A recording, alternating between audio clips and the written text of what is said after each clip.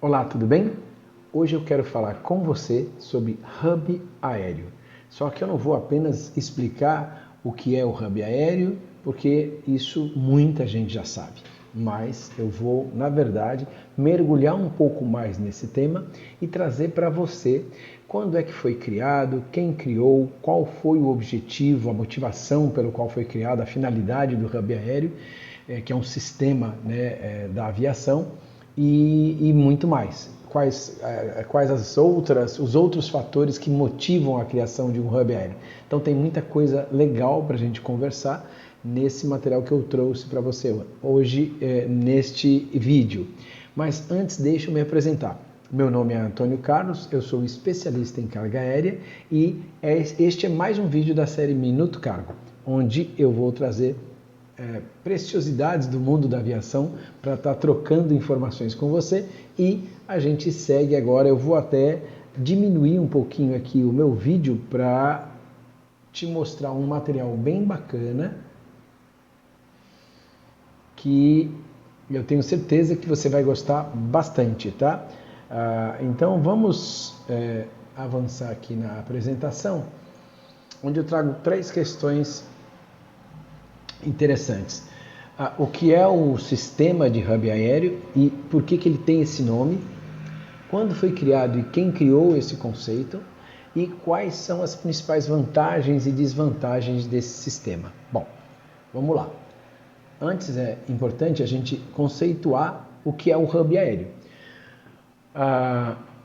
Muito bem, o hub é a escolha de uma companhia aérea de um aeroporto para que este aeroporto sirva como um centro de conexões e ligação entre vários aeroportos que estão num raio próximo deste aeroporto central, próximos ou distantes, mas que tenham um raio de operação eficiente. E qual é o nome do sistema tradicional fora o hub aéreo?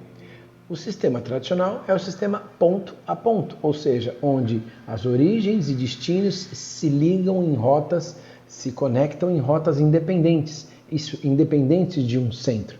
Então, o hub ele funciona como esse aeroporto central alimentando os outros aeroportos. Agora, olha que interessante, vamos falar agora do conceito da palavra hub. O termo hub ele vem da expressão hub and spoke, que significa cubo e eixo, cubo ou eixo, né, e raios. Agora, o que é legal? Na verdade, esse termo, o hub, ele foi inspirado na roda de uma bicicleta. Nas próximas telas você vai entender rapidinho por que uma roda de bicicleta inspirou o hub, o sistema de hub aéreo, tá certo? Então, você já sabe o que é, qual é a finalidade e qual foi a inspiração também, tá certo? Agora, vamos falar de outra coisa interessante que é quando foi criado e quem criou. O ano da criação do hub aéreo foi em 1955 e foi criado pela Delta Airlines. A Delta precisava diminuir drasticamente os custos operacionais para que ela fizesse uma concorrência, digamos, mais saudável e à altura com a Southwest Airlines, porque ela precisava diminuir custos para ganhar competitividade. Então, em 1955, nascia o hub aéreo. Em 1970, esse hub também foi implantado pela FedEx nas suas operações de carga expressa e encomendas. Então a FedEx colocou ali em 1970. O hub da Delta foi criado lá no aeroporto de Atlanta, que é o seu principal centro de conexões globais. A gente vai falar mais sobre esse aeroporto no finalzinho da apresentação. E a FedEx fez isso na sua sede operacional, que também é um hub global da empresa em Memphis, no Tennessee. Outras companhias aéreas passaram a adotar tal modelo a partir de 1978, quando ocorreu uma grande desregulamentação na aviação americana. E isso, com o passar dos anos, passou a ser implantado em vários países do mundo, em várias regiões do globo, né? E, na verdade, a finalidade é bem interessante, né? Porque você tem aí realmente uma economia operacional muito grande comparado com o sistema ponto a ponto. Então, existem as vantagens e as desvantagens, os riscos, os benefícios, e é o que a gente vai estar falando logo nas próximas telas, né? Na verdade, é mais fácil a gente entrar aqui nas comparações para você entender exatamente aqui com os gráficos e imagens que eu trouxe a diferença entre um e outro. Olha que interessante. No sistema ponto a ponto.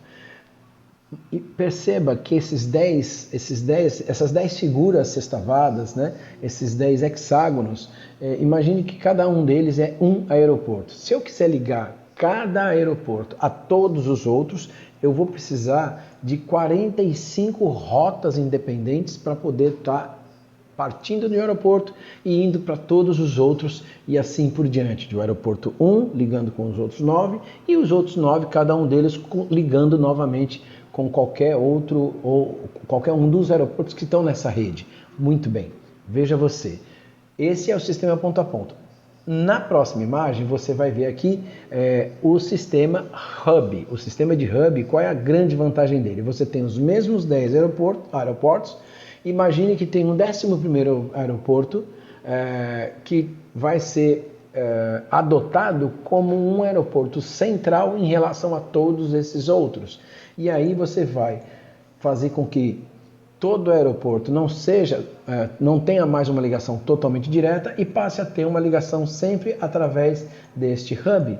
Você diminui drasticamente o número de rotas necessárias e você, lógico, tem uma economia gigantesca e em escala operacional para atender os mesmos aeroportos no sistema de hub. Enquanto em um você precisaria estar fazendo 45 rotas, no outro você precisa fazer apenas 10. Se você sai do aeroporto 1 para o aeroporto número 10, você vai passar pelo aeroporto central e assim sucessivamente. Agora olha só, antes de eu entrar nas vantagens e desvantagens, olha que interessante aqui à direita aqui da imagem, aqui em cima de mim, você está vendo aqui a roda da bicicleta que serviu de inspiração. O hub, a tradução da palavra hub é cubo ou eixo e o spoke é raio. Então você vê que ao centro da roda da bicicleta você tem o hub e você tem os raios que dão sustentação à roda, fazendo a interligação sempre passando pelo centro, né, que faz de certa forma, essa rede. Então, existe uma semelhança e por isso surgiu esse nome hub, tá certo? Então, vamos lembrar aqui agora uma coisa importante. Quais são as vantagens do sistema ponto a ponto? A vantagem principal do sistema ponto a ponto é que as rotas são independentes. Elas funcionam e operam independentemente da existência de um hub, de um aeroporto central de conexões. Agora, qual é a desvantagem? O fato de que para você ligar todos esses aeroportos, você vai ter um custo muito alto, porque vão ser necessárias muito mais rotas do que o sistema de hub. Quando você olha agora as vantagens e desvantagens do sistema de hub, sim, tem desvantagem também. A principal vantagem é que você vai ter um número de rotas muito menor e um custo, portanto, operacional muito menor, mas o problema e a desvantagem ela também está nessa característica.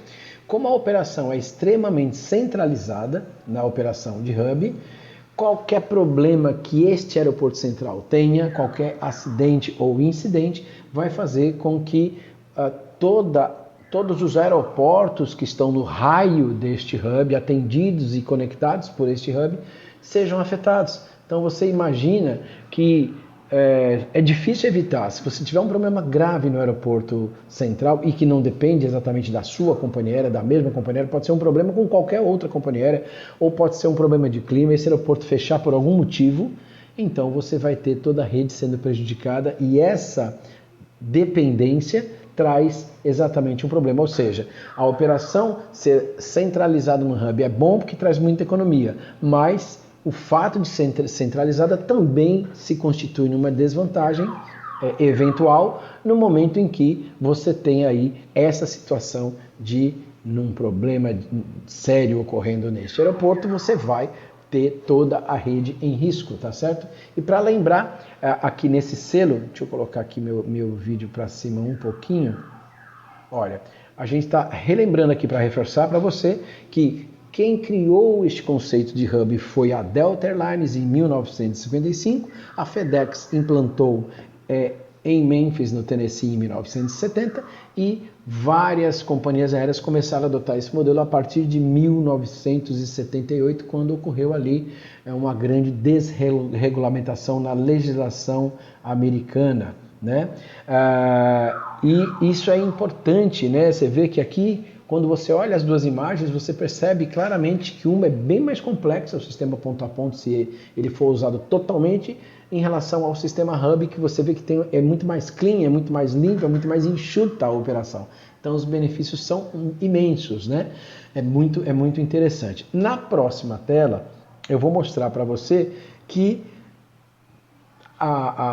um hub ser implantado não é só o fato de você ter uma economia de escala operacional, uma economia realmente de recursos muito grande, que faz do hub um sistema atrativo. Existem muitos interesses também e muitos fatores positivos pelos quais uma companhia adota esse modelo em parte da sua operação.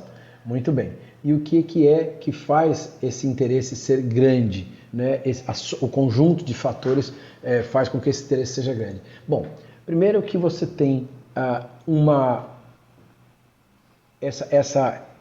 esse número maior de voos faz com que o turismo de lazer e de negócios nesse aeroporto de hub acabe se ampliando excessivamente por causa da ampliação do número de operações. É natural, você acaba tendo mais ocupação de hotel, mais serviços, toda a cadeia sendo impactada de maneira positiva. O outro fator é que gera mais emprego na companhia aérea, no aeroporto, naquela região, movimentando a economia. Esses dois pilares, vamos chamar assim, eles acabam fazendo com que as companhias aéreas busquem e normalmente elas conquistem alguns benefícios por colocar um hub em determinado aeroporto, cidade ou região.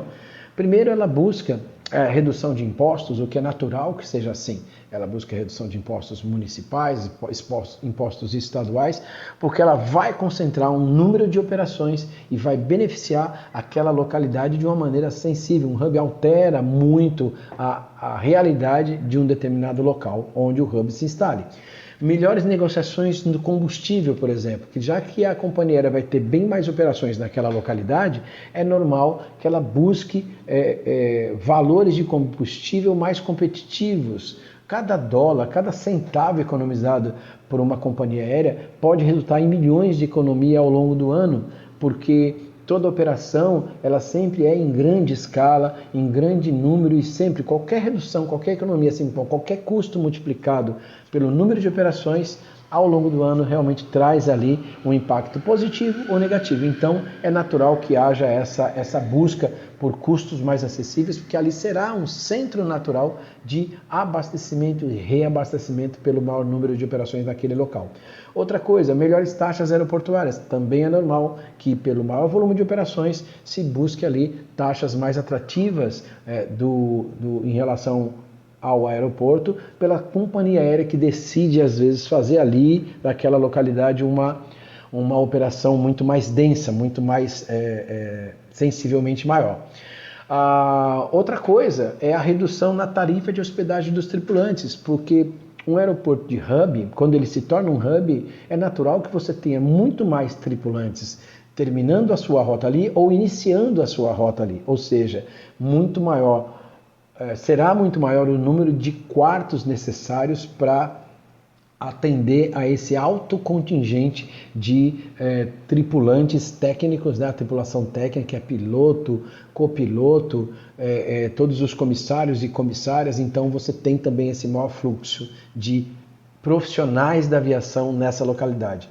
E exatamente por isso também, por essa maior operação, muitos hubs acabam virando centros de manutenção regional, porque pelo mesmo motivo, se você tem um maior número de pousos e decolagens, um maior número de aeronaves circulando naquela localidade, é natural que você precise alocar ali um maior número de profissionais de manutenção, engenheiros, mecânicos, enfim, toda sorte de profissionais ligadas a essa atividade de manutenção, assim como um estoque maior também de peças de reposição naquela localidade, o que, de novo, amplia o bolo de negócios que está em torno de um hub, né? O portfólio de atividades que cresce muito. Então, como você pode ver, um hub ele é muito mais do que meramente o maior número de voos num determinado aeroporto, fazendo ali a conexão e a ligação com outros aeroportos neste raio ali, calculado como sendo os aeroportos